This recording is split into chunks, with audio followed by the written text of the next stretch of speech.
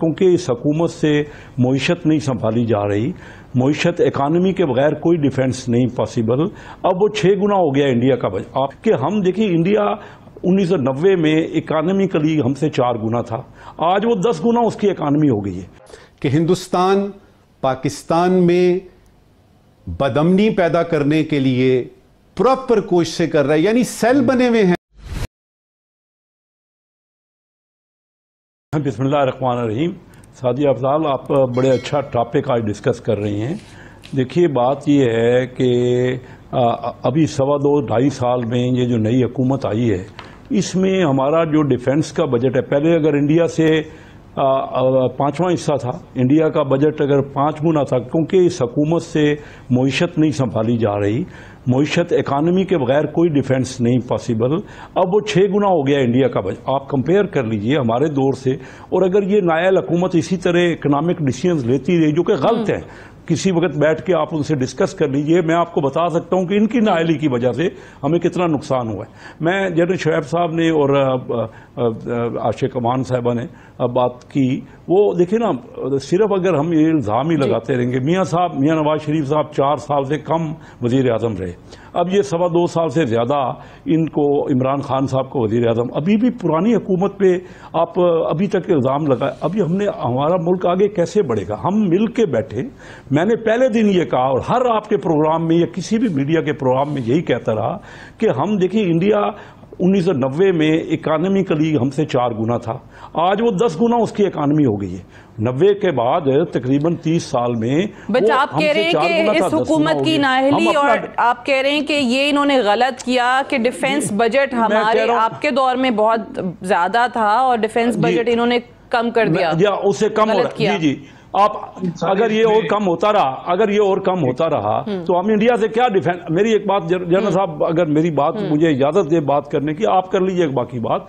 जो आपका CPEC जिसमें होप है, आपको तवक्को है कि उससे इकॉनमी बेहतर होगी, वो फोकस है उनका, वो उसके ऊपर अटैक हो रहे हैं, उसको नाकाम करने की कोशिश की जा रही है।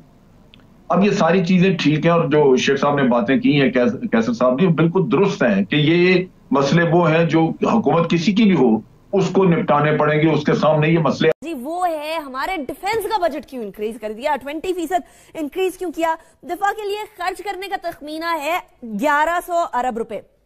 जरा इसको कंपेयर करिए, कर्जों के लिए और सूद के लिए खर्च करने के लिए जो रकम हमने रखी है वो डिफेंस बजट से कई ऊपर है। यानी 1620 अरब रुपए हमने कर्जों के लिए और सूद के लिए रखा है, और 1100 अरब के ऊपर मसले हो रहे हैं कि डिफेंस के लिए क्यों रख दिया। जनरल साहब, ये क्यों रख दिया जी डिफेंस के लिए 1100 अरब रुपए? ये तो पाकिस्तान को नुकसान हो गया। बहुत सारे लोग तो सोशल मीडिया पे ये लगे हुए हैं कहने। बिस्मिल्लाहिर्रहमानिर्रहीम। देखिए जी, जो भी लोग इसके बारे में बात करते हैं, पहली बात तो यह कि लाइल्मी की बुनियाद पे लोगों को बहुत ज्यादा या तो इल्म नहीं है, या वो भी ऐसे भी अशखास हैं जो पाकिस्तान को दिफाई एतबार से कमजोर देखना चाहते हैं। दिफा के लिए ये बड़ा जरूरी है कि आप अपने जो जियोपॉलिटिकल एनवायरनमेंट है आपके मुल्क के आसपास, जैसे भारत है, अफगानिस्तान है, कोई भी कहीं मसला हल नहीं हो गया कि आप ये कहें कि जी आपके थ्रेट जो है वो कम हो चुकी है, लिहाजा आपको कुछ और बजट कम करना चाहिए। इसी तरह आप अफगानिस्तान के साथ मामला चूंकि ठीक नहीं हुए, तो आप अभी वहां पे फेंस लगा रहे हैं, दिफाई काम बहुत सारा हो रहा है, जहां छोटे छोटे किले थोड़े थोड़े फासले पे बन रहे हैं ताकि आप बॉर्डर का पूरी तरह दिफा कर सकें और ये दहशतगर्दों का आना जाना रोका जा सके। तो खर्चे तो पहले से कहीं ज्यादा हैं और भारत का बजट हमसे कई गुना ज्यादा है, सो आपको वो भी ध्यान में रखना है। लेकिन दूसरी तरफ बजट ज्यादा नहीं हुआ, मेरे ख्याल में तो ये कुछ कम हुआ है। आप उसमें 2-3 फैक्टर्स देख लें, डिवैल्यूएशन का लगा लें, प्राइस एस्केलेशन का लगा लें कि कितनी बड़ी है, और जिन चीजों पे तनख्वाह और मदों में आपने इजाफा जो किया है वो इसी खर्चे में से पूरा होना है। पेंशन्स तो गवर्नमेंट अलग देती है, वो उसका इनसे वास्ता नहीं है, लेकिन बाकी चीजें इसमें इंक्लूसिव हैं। उसके साथ साथ बड़ी इंपॉर्टेंट चीज है कि एक वक्त पे कोलिशन सपोर्ट फंड आता था, आपको बाहर से अमेरिका देता था, तो वो कुछ कमी वो पूरी हो जाती थी। आपने जो ट्रुप्स इस्तेमाल किए हुए मगरबी सरहदों पे, उनके लिए अखराजात कुछ वहां से आ जाते थे। लेकिन अब ये सारा खर्चा आप अपने जेब से पूरा कर रहे हैं, क्योंकि कोलिशन सपोर्ट फंड बंद हुआ और आपने कहा जी ठीक है बंद करना तो करें, लेकिन हम अपने नेशनल इंटरेस्ट जो है वो कुर्बान नहीं करेंगे।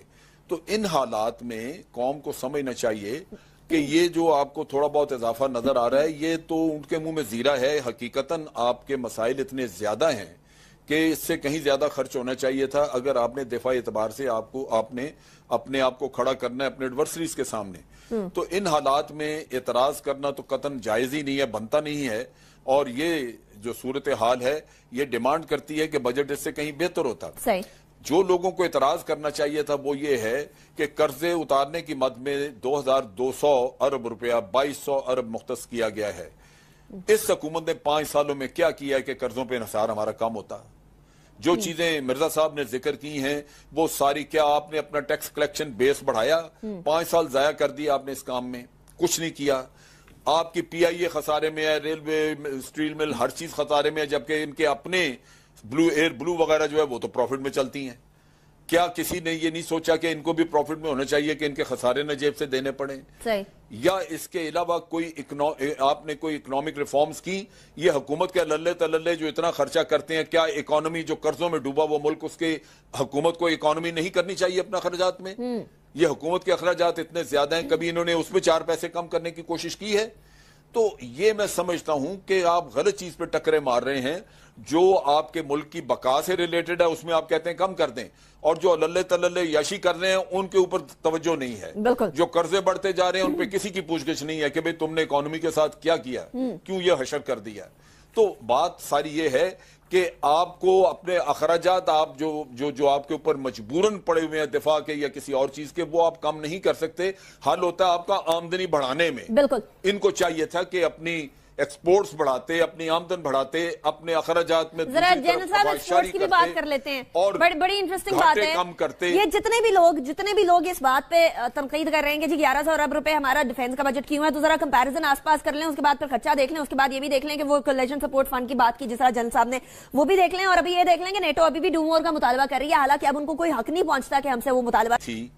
आपके पास 435 वो लोग थे जिनके पानामा के जरिए आपको बैरूनी एसेट्स का पता लग चुका था।